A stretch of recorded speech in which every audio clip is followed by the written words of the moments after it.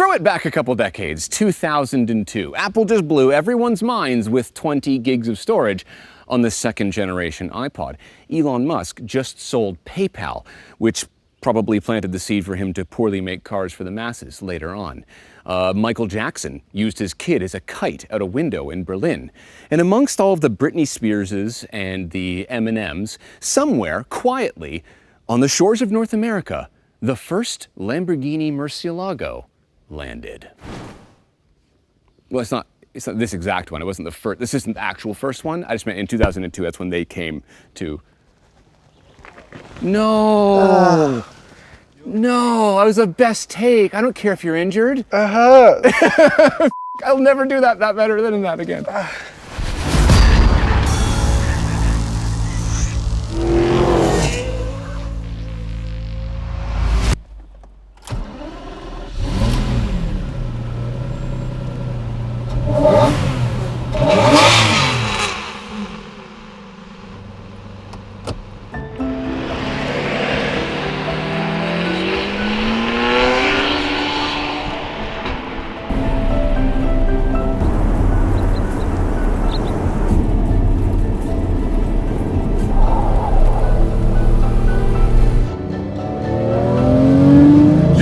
Throttle House. I'm Thomas. And I'm James. And this is the Lamborghini Murcielago. How's your head, by the way? Actually, it was my ear, but it feels now that... Anyway, we don't have time to hear about James's take-ruining ear because we have to talk about V12 Lamborghinis. Because they are the Tony Soprano of the Lamborghini lineup, the big boss, the ones you fear and respect. Because they've always been wild. And the Lamborghini Murcielago is no exception. It was the last time Lamborghini was ever going to let us row our own gears in a V12, which on its own makes this car special. But we've always wondered, what is it actually like to drive? Does it feel old and scary, like it's going to catch fire at any moment? Or is this the first step Lamborghini took in the Audification of the brand, and therefore did it become too soft without the modern performance that came after it in the Aventador? Well, we want to find out, is a manual mid-engined Batmobile the absolute sweet spot of Lamborghini's V12 history? And thanks to the kind people at Auto Boutique here in the Toronto area, we were allowed to play with this 2002 example to find out. If you're new to Throttle House, we do car reviews, track tests, and quite a lot of messing around. So subscribe and enjoy the show.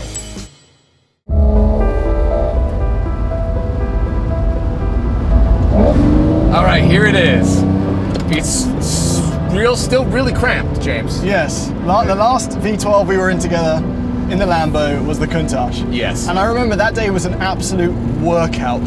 It was, and you know what? After being in the Countach and now being in this, it doesn't really feel like there's a whole generation of V12 Lamborghini between them. It's not like Matrix Revolutions where it felt like there were 6 films between Reloaded and Revolutions. Yeah, exactly.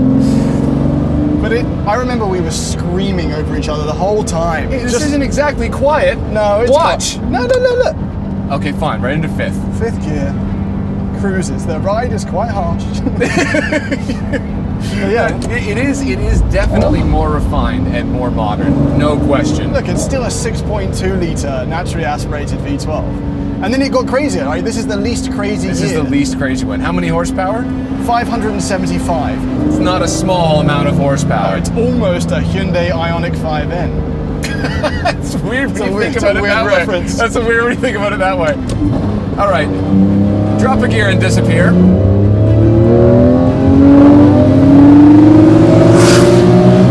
Woo! Oh, there's a lot of buzzes happening in here. There's buzzing. And noise. You know what? It really actually does remind me of the Countach. Just in terms of the tones of the engine. On throttle Yes, for sure. Yeah. But it moves. It really does. Why is the steering wheel second start to the right straight until morning? It's moved into a different apartment to me. And the pedals are, well, I might as well use them. I'm gonna start putting my headphones on like this. Yeah.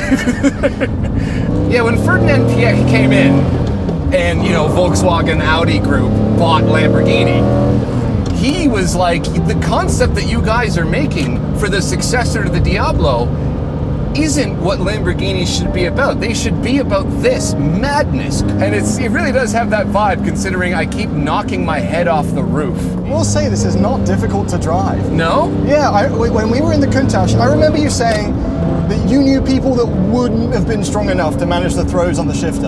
And this is not like that. Easy. Not much effort, the clutch is light. Oh, yeah. Satisfying. They just make a good noise too. I like how thick the piece of milled aluminum is for that, for the H-gate too. It looks really chunky. Also, I kind of want to say something controversial. Okay. I don't feel the need to chase redline in this naturally aspirated V12. Interesting. It's satisfying at the 3, 4, 5 mark. It does kind of have a fun. Oh, okay. Woo! Maybe because it just feels a bit scary up top there. Maybe that's the reason, yeah. Hey, it should be. Listen, how many cars do we get to drive nowadays, or ever really, where when you're getting close to the red line, you're getting nervous? Not very many. Well, part of that is that the engine in this feels a bit archaic, you know. The whole car sort of does. But in a cool way.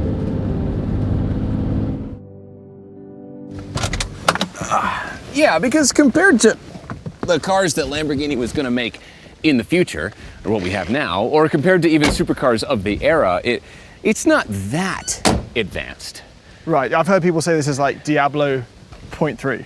Yeah, it is, I think, like 60% stiffer than the Diablo. It's a tubular frame chassis, and there's some like carbon fiber reinforcing going on and some panels and that sort of stuff. Right, but otherwise it's not steel. Yeah, it's not that light. Right, it's not a science experiment in lightweight. No, not really. Like, you know, the Enzo, which obviously is a class above this, has a carbon fiber monocoque. Right. And the Ferraris, the V8 Ferraris, are made out of more exotic materials.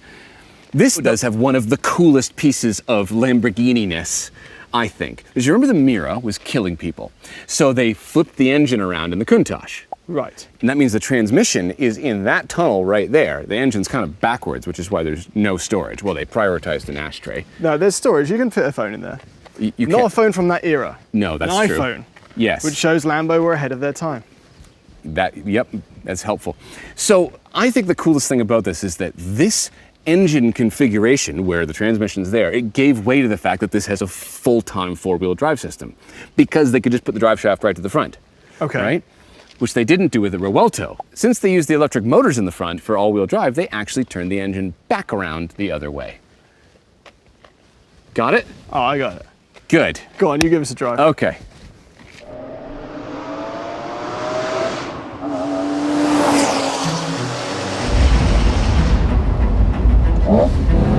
Yeah, so you know how I said the design was a little bit old school? Yeah. You didn't really mention the fact that when you're sitting here, it feels like everything's pointed that way, but you're going that way. Yeah, it's the road less traveled. How is it that they managed to make the car this big and yet packaging was still an issue? Oh, the steering is so good, isn't it? Yeah. It's funny because I think Audi and I think don't dead open inside. You know, there's just nothing normally going on. But this is.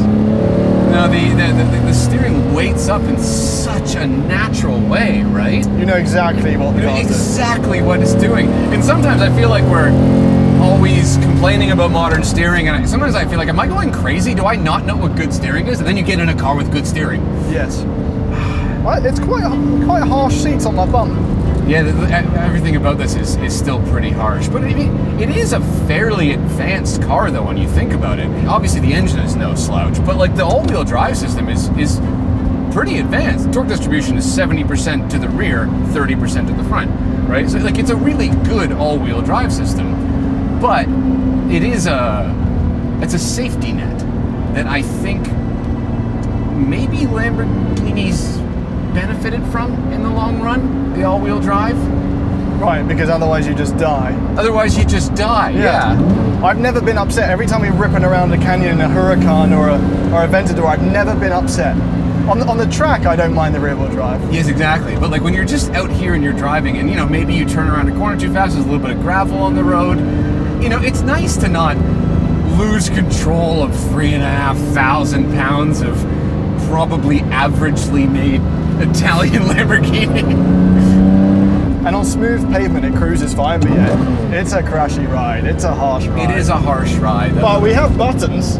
We do have buttons, yeah. These change the softness of the ride. Do they work? They do, but it's just a stiff or stiffer or stiffer or stiff. There's no version of this that becomes a Rolls Royce. Right. That's okay though, because I kind of, this car has a reputation for being, when Lamborghini went a little bit more like soft, right? A little bit easier to live with than the Lamborghinis of old. But I'm still going back and now feeling like this feels like an older, scarier, more difficult to drive car. Yeah. Right? Yeah. It's stiff. Like the air conditioning's definitely working. That's different to the Countach. But I'm not comfortable.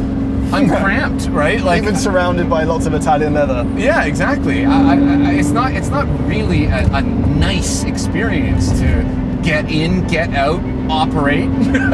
It's nicer than the Diablo. Right. That sounds good. It does sound good. But do you know what I mean? Like, you don't feel the need to chase redline.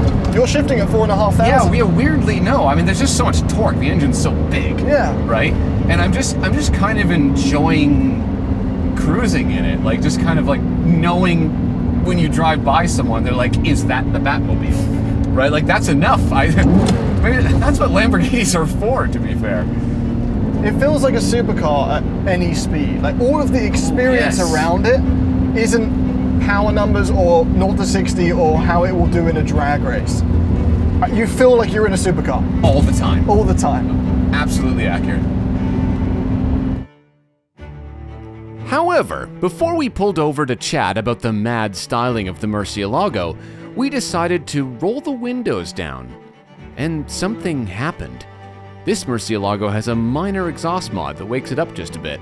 And that whole idea of not needing to rev it out? Yeah, we were wrong.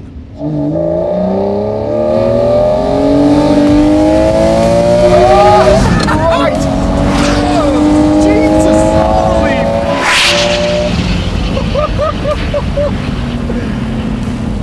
What? Oh.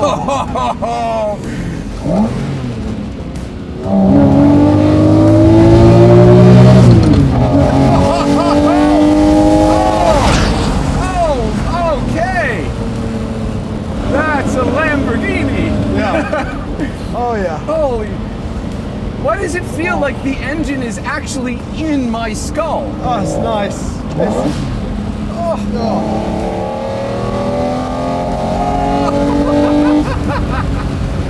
It's like, I don't know what the canister's full of. It's filling some canister in my brain. It's exactly what it is. Something. It literally tickles you.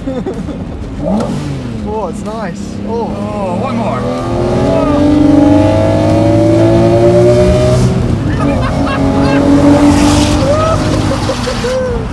Oh, those things have opened. Oh, they're open. They're open. Oh, they're open.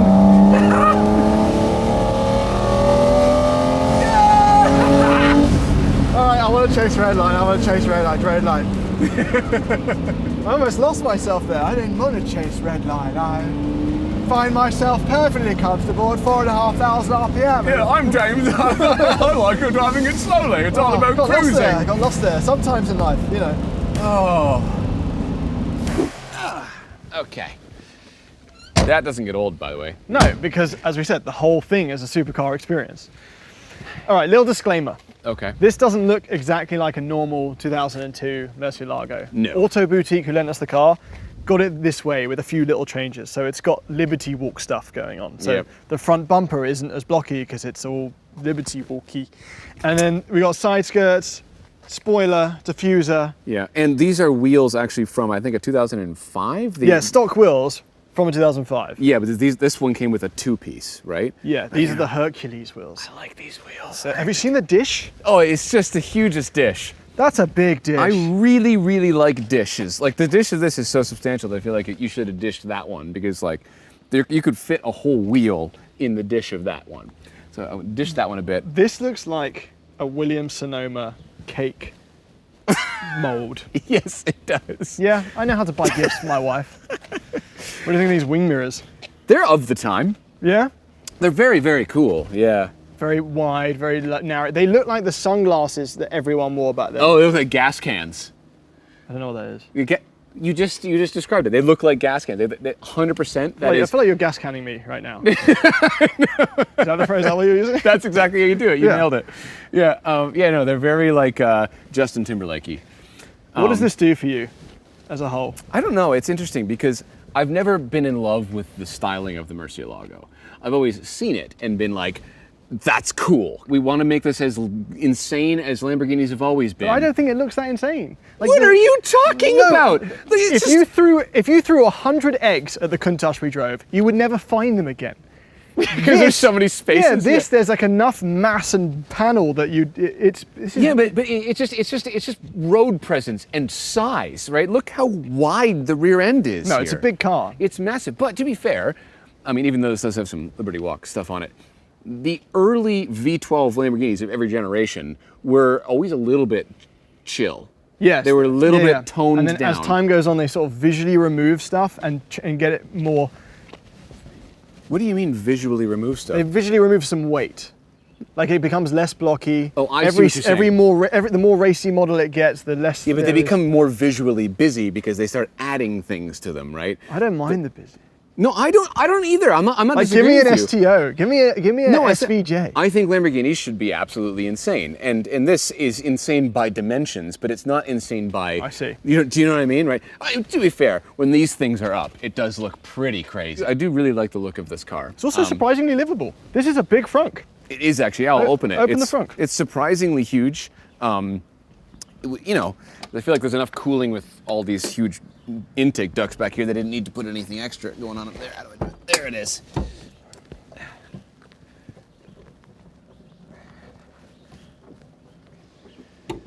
Your poor wife. Shut up. There we go. Easy as that. Yeah. And there is. That looks like it's 3 times the size of any modern or like Audi R8. It's bigger. Way bigger. Yeah, because safety. It's not really important. Yeah. Oh, that's that gone. Italian struts. Anyway, the stuff inside to me is actually more interesting than what's going on outside because it's very Lamborghini in here. All right. Okay, so I know how everyone says that this is the like the movement of Lamborghini into the modern era, away from the dangerous like 80s craziness, 70s craziness, right? Audi took over. But I put it to you that this is still a ridiculous vehicle to live with. Why? Because other than the fact the air conditioning works, it is not a nice place to be. It's simple. Simple, yeah. The pedals, as we mentioned this already, are nowhere near where you'd think they would be. The steering wheel is fully, actually the whole gauge cluster is fully twisted this way a little bit, which I have not got used to. These seats are way too narrow. I just find them very hard. Very hard, very narrow. My head is hitting this. If I'm in a driving position, no matter what I do, I hit that. And in order to turn the car on, you absolutely have to use the windshield washers. You don't have to. Thomas has done. Yeah, I did too. And sprayed James with it. If the door is open, it will hit the speakers. Yeah. It's a stupid design, right? You know where they should have put it? They should have put the key barrel there, but they prioritized a cigarette lighter. For smoking. Yeah, and here's that. There's no storage in here whatsoever. Half of the amenities in here are cigarette focused. This hides away nicely. That's clean. Yeah. This is an aftermarket. Apparently the first gen radio things were terrible. That makes sense. They improved them over time. So this has been changed to a Pioneer. Yeah, I would do that. But yeah, I think it's relatively clean. No, I agree. It's clean. It's beautiful. Every single thing is trimmed in leather. Which is everything. Every single thing. Like these are all leather. That's leather. But I don't mean that it's like not beautiful. I just mean that it is not like all of a sudden a modern vehicle. No, and it's still a compromised, crazy wedge supercar. For sure. So, but I think I kind of am proud of Lambo for what it became. Like the Aventador and the Vuelta, the level of theatre that they took this to. Because I would say this isn't even that theatrical. That gauge cluster. If that gauge cluster could meet Corsa mode in an Aventador, it wouldn't know what to do with it. Yeah. That looks like it's out of a Buick. It does look like it's out of a vehicle. The green light is not. Yeah. No, it's definitely of the time. But no, I agree. I think it's just pretty straightforward in here, right? At this time, they were more concerned with a ridiculously huge engine, crazy styling, and lots of speed. That's really what they cared about. They're like, we should probably trim everything in leather because you're paying a lot of money. So they did. But like otherwise, it just seems like, you know, the steering wheel ended up here. The pedals ended up here. The seats ended up here. The seat belts ended up there. There's like, I guess that's where all the stuff goes. Yes. It's not cohesive like some of the. No, not really. It's funny. There's all these years I've been imagining what it would be like to drive a Murcielago, and I think and even be in one or be near one. Yeah. And it in so many ways, it's exactly what I thought it would be, and in other ways, it's not. It's not. I expected theatre. I expected loud. And I expected the Audi-fied confidence that comes with sending some power to the front wheels. But I didn't expect the steering feel to be so natural. And yes, the interior is still all Italian levels of compromise, but the shifting experience is far easier than I expected, and really more satisfying. Considering how intimidating this thing looks and sounds, I did not expect it to be that easy to pilot, because apart from the harsh ride and harsh seats, this is a dailyable supercar. I agree with James. The Murcielago does a very good job of blending the coarse rawness of old Lamborghinis with some modern refined engineering, but I'm not sure that makes me love it. Perhaps the later Murcielagos embodied more of what I want the Murcielago to be, that is, a sophisticated modern supercar with a manual transmission. But in this form, the original 6.2 version, I feel like I yearn for either the more modern and insane Aventador or a more classic Lamborghini like a Countach. But to put it all back in perspective, it must be said that a day spent in a V12 manual mid-engine Lamborghini is still easily a top 10 day. Thanks for watching.